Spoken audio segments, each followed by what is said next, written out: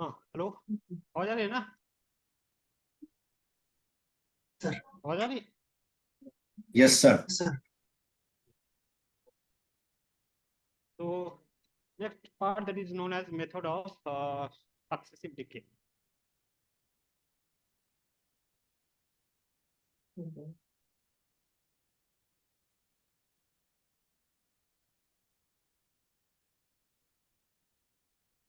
Method of successive decay. So suppose you have a nucleus is decaying to B, okay, and B is further decaying to C. A से B decay में जो decay constant है lambda 1 है और B से C में lambda 2 है. And initially at T equals to 0, you have only parent nucleus A exist, but daughter and both daughter is 0.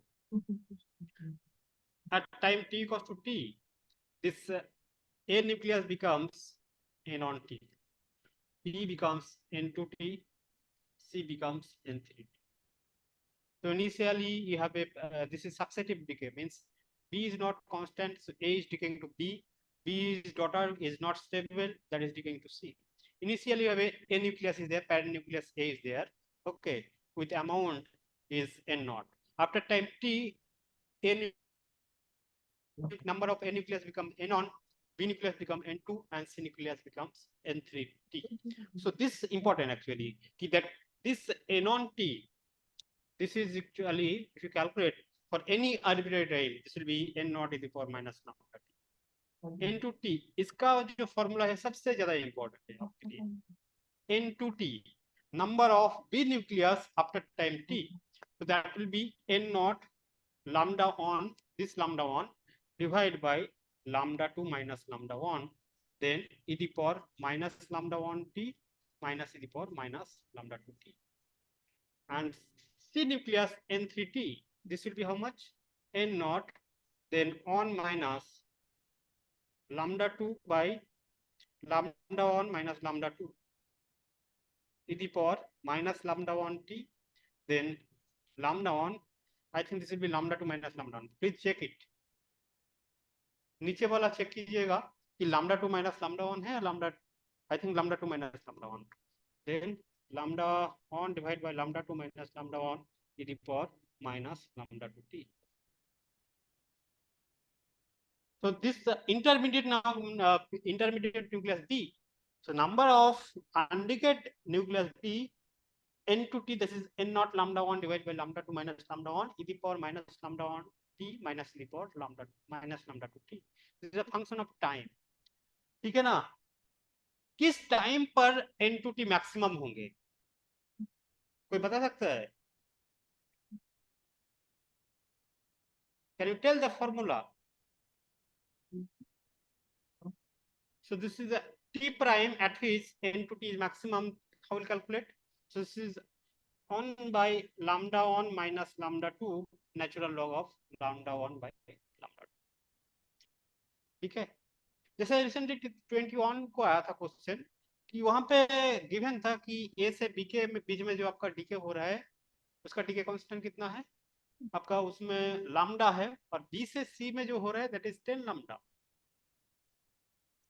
ठीक है, समझ लो. ए से बी में जो आपका डीके हो रहा है उसका डीके कांस्टेंट लैम्डा है और बी से सी में -10 लैम्डा है, सॉरी 10 लैम्डा है. आपको क्या कैलकुलेट करना है? N2T by N1T. ये क्वेश्चन था, कितना इजी था. जस्ट आपका फॉर्मूला अप्लाई करना था और लैम्डा 1 लैम्डा 2 का वैल्यू करना. इतना सिंपल क्वेश्चन. बट ये वाला फॉर्मूला भी बहुत इंपॉर्टेंट है आपका क्वेश्चन के लिए. 1 by lambda 1 divided by lambda 2.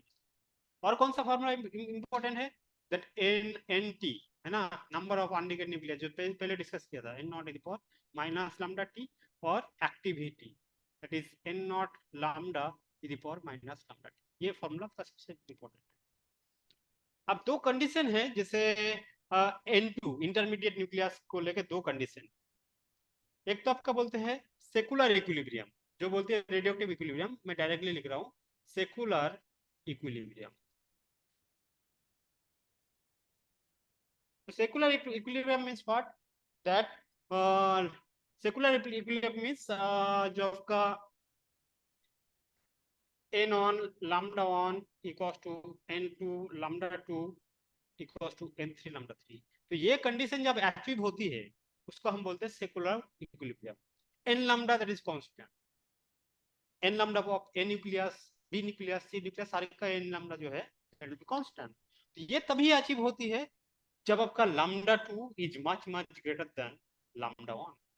आपको पता है lambda 1 and lambda and t half के बीच में रिलेशन है। तो lambda 2 अगर parent this lambda 2 is much greater, यहाँ पे lambda 2 था, यहाँ पे lambda 1 था। अगर lambda 2 is much greater than lambda 1 तभी आपका सेकुलर इक्विलिब्रियम अचीव होंगे। और in terms of half life what will say that T half of A से बी के बीच में जो आपका डिके हो रहा है, यानी half life of parent nucleus if it is much greater than the half life of b nucleus, then it will be called secular equilibrium।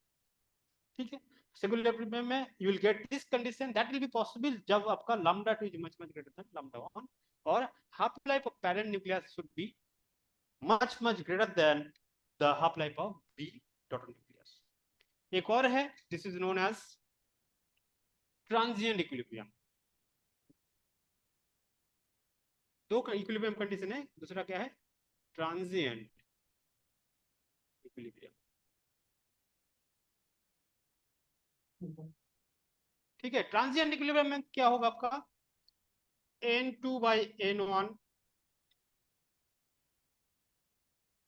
that will be some constant, n3 by n2 that will be some constant and so on। constant का मतलब क्या है, that will independent on time, that will only be depends upon some decay constant lambda 1 lambda 2 and so on। so transient equilibrium means क्या है, ratio of b nuclei to that of a nuclei for any type that will be independent on time, c to b nuclei that will be independent on time। independent means what, that will be dependent upon decay constant only but कोई time का factor नहीं रहेगा। ठीक है, अब ये transient equilibrium कब achieve होगा, जैसे आपका सेकुलर इक्विलिब्रियम कब था, lambda 2 is much greater than lambda 1। यहाँ पे क्या है, lambda 2 will be greater than lambda 1 और t half of parent nucleus should be greater than t half of daughter nucleus। okay,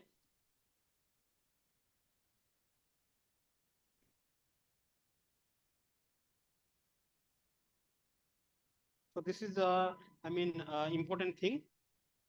एक और चीज है, फिर मैं प्रॉब्लम में चला जाऊंगा। एक्चुअली प्रॉब्लम ही करना था बट जो मेन कॉन्सेप्ट है जिसके बेस पे प्रॉब्लम आ सकती है वो मैंने आपको पहले बता दिया ताकि आपका जो एग्जाम में आएगा आराम से कर सकते। जैसे एक और है जो रेडियो एक्टिविटी का है, अल्फा डीके का। तो अल्फा डीके कब होती है, बेसिकली जब आपका पेरेंट न्यूक्लियस का मास नंबर ग्रेटर देन 150 हो, यानी पेरेंट न्यूक्लियस लार्ज साइज का हो। At the same time if the atomic number of parent nucleus is greater than 8। So if you have a parent nucleus having mass number greater than 150 and atomic number greater than 83, then only that alpha decay can happen। So you suppose let us write a alpha decay process। Suppose we have a XZ is the parent nucleus is undergoing alpha decay and producing daughter nucleus by reducing mass number, sorry, atomic number 2 and mass number 4। and you have a alpha particle is nothing but doubly ionized helium। So this is your alpha particle, and there will be release of energy। This is known as Q value that we have discussed।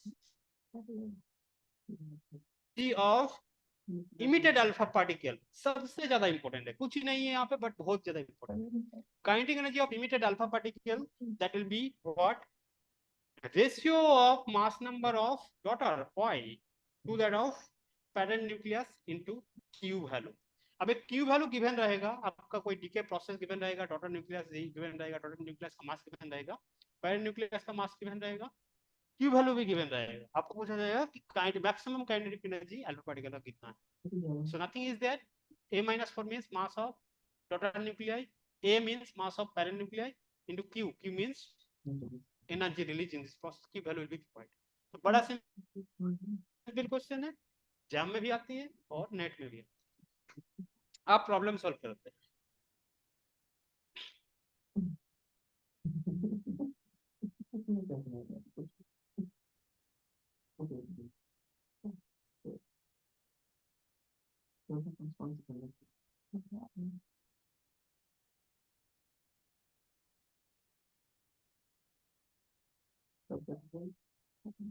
कोई radioactive phenomena है suppose मान लो, तो यहाँ पे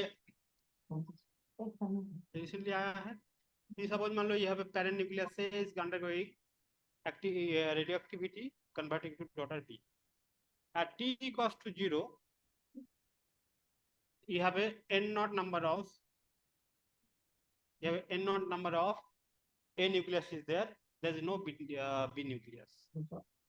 और इसमें बोला गया है कि half life of A nucleus is given, that is 5 days. ठीक है, after time t equals to 15 days, ठीक है, this A nucleus become N. So you have to find N naught minus N divided by N naught. This value you have to find. ठीक है, तो जब भी आपको इस तरह के क्वेश्चन दे, क्या गिवन है आपका, हाफ लाइफ गिवन है, रेडियोएक्टिविटी फेनोमेना का initial number of nuclei given है, after certain time you have to find that n, है ना, first you have to find n, but आपको क्वेश्चन में जो गिवन है n not minus n by n not, ये आपको फाइंड आउट करना है.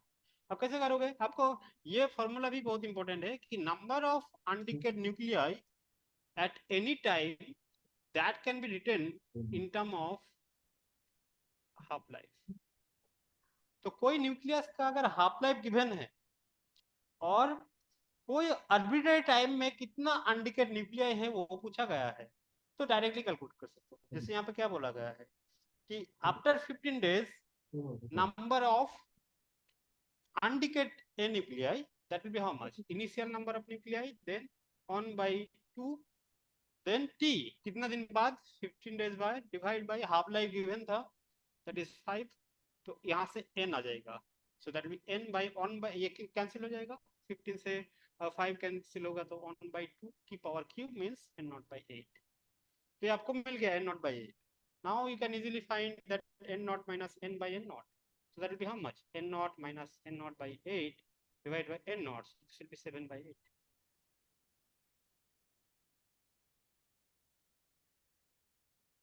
ठीक है ना?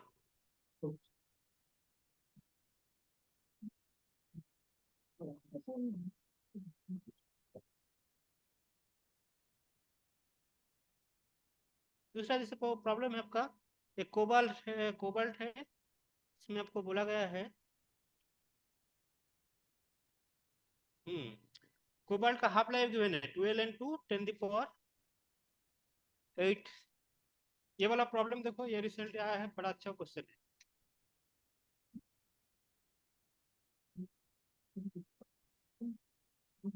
है. कोबाल्ट न्यूक्लियस इज गिवन, ठीक है, और इसका हाफ लाइफ गिवन है, t half of this nucleus is given 2.2 ln2 10 the power 2 ln2 10 the power 8 second, 2 ln2 into 10 the power 8 second.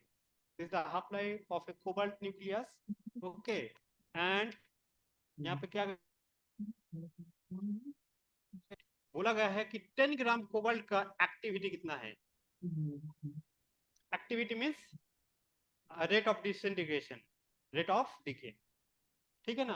तो आपको पता है कि एक्टिविटी का मतलब क्या है, जैसे activity initial activity basically, so this is nothing but n naught lambda.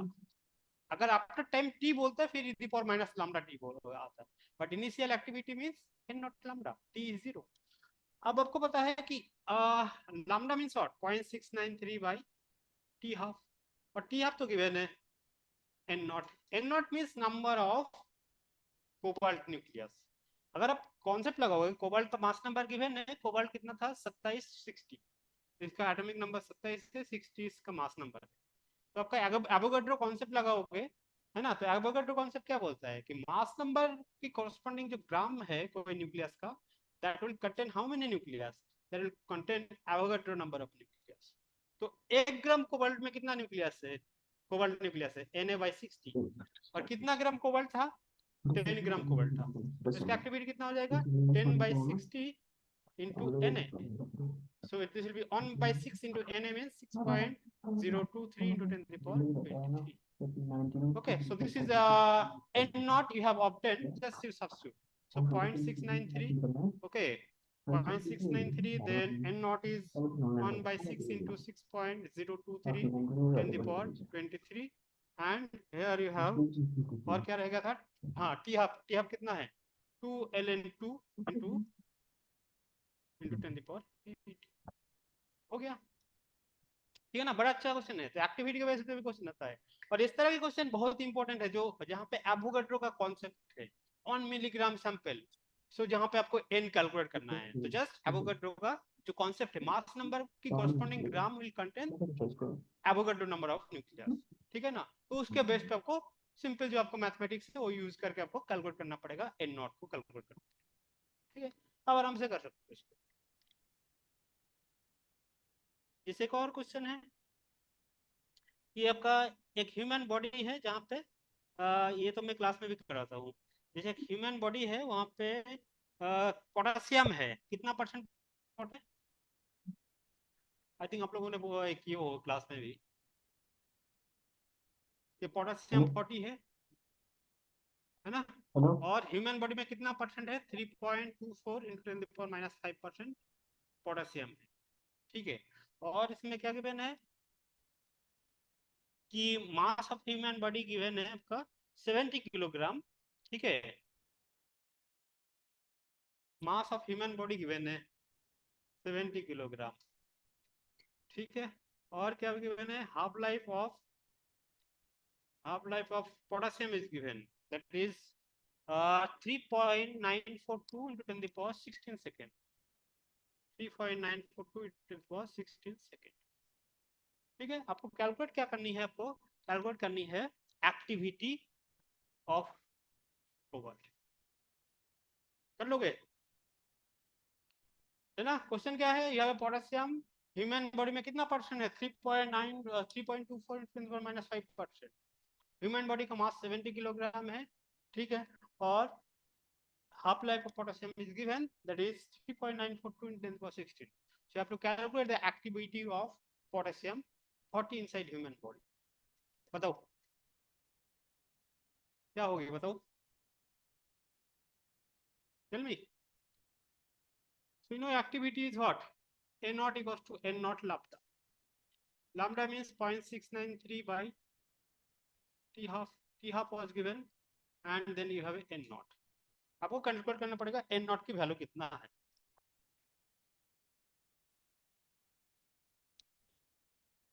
n naught की वैल्यू कितना है आपको कैलकुलेट करना पड़ेगा। आपको पता है कि 70 किलोग्राम है, राइट, तो 70 किलोग्राम में कितना ग्राम पोटेशियम है वो देखना पड़ेगा, तो 70 kilogram sorry 3.24 into 10 to the power minus 5% of 70 kilo, यानी आपका क्या आ जाएगा 70 किलोग्राम में 70 into 10 to the power 3 gram, then 3.24 into 10 to the power minus 5% है, तो इतना ग्राम आपका बेसिकली क्या है, पोटेशियम है इनसाइड ह्यूमन बॉडी, ठीक है, इसको कैलकुलेट कर लोगे, है ना। 70 किलोग्राम का इतना A% मतलब कितना ग्राम है, that is the total amount of potassium present inside human body, so we have obtain that amount of potassium present inside the human body. अब आपको क्या अप्लाई करना पड़ेगा, सो यू नो के 40 gram potassium will contain how many number of nuclei, Na, so this will contain, आपको calculate करना पड़ेगा ये कितना ग्राम है, this will contain how many gram of how many nuclei of potassium, this will be n not, तो यहाँ से इस ग्राम से आपका कितना n नॉट आई मीन कितना नंबर ऑफ पोटेशियम प्रेजेंट है वो आपको, अब वो आप निकाल सकते हो, सो n नॉट आ गया, और टी हाफ गिवन था, तो ये आपको फैक्टर मिल जाएगा, यहाँ से n नॉट मिल जाएगा, रख दो आराम से।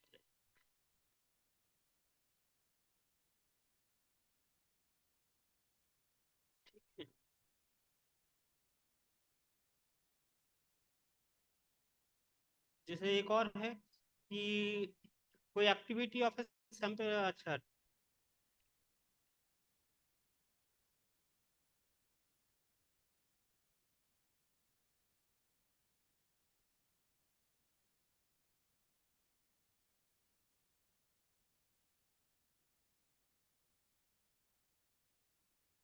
क्या बोल रहा है कि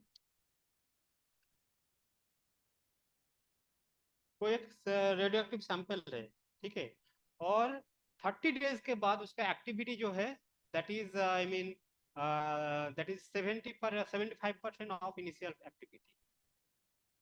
You have a radioactive sample.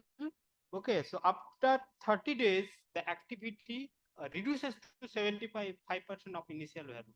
So how do you have to find? You have to find the half-life of this sample. Okay, you have to find the half-life of this sample. So initial activity is A naught. After time t equals to 30 days, this 30 days, the activity becomes 75% of A naught means what? 3 by 4 times A naught. So what you have to find? You have to find the half-life of the sample. You know, the activity of your sample after time t, this is A naught e to the power minus lambda t. तो यहाँ से अगर देखोगे, so A naught will be what? AT e to the power lambda t. It means A naught by A, this will be e to the power lambda t. So यहाँ से lambda t जो आ जाएगा, that is ln A naught by A. ठीक है? So lambda will be how much? Lambda will be 1 by t ln A naught by A. And 1 by t means time, and time 30 days. ठीक है ना? तो 30 days means इसको second में convert कर सकते हो. तो 30 into 24, right? So days अब आपका किस में आ गया, ये आवर में आ गया. आवर्स को सेकंड में मीन्स 360 से आई मीन 3600 से अगर मल्टीप्लाई करोगे, so this is you have obtained this lambda in terms of second inverse. Now of course this ln will contain a naught. t at कितना है? This is 3 by 4 times a naught. So this is basically actually 4 by 3 ln. So now we have obtained that lambda in terms of second inverse. We have obtained lambda. Now we can easily calculate that t half, because t half is nothing but 0.693 by lambda. ठीक है? तो ये भी अच्छा question है कि initially A naught था, after 30 days और एक्टिविटी कितना था? 75% of initial activity. So you have to find that half life of the sample. ठीक है? तो this is about your nuclear physics. जो भी आपका आज का क्लास का डिस्कशन हुआ है, उसको अगर आपको समझ में आया है तो आराम से क्वेश्चन, आपको जो भी क्वेश्चन आएगा आराम से कर दो. ठीक है? Full stop here. Atomic physics थोड़ा सा है, but I think I can not do. I'm feeling tired actually. Okay, okay then. Thank you, sir. Thank you, sir. Thank you, sir.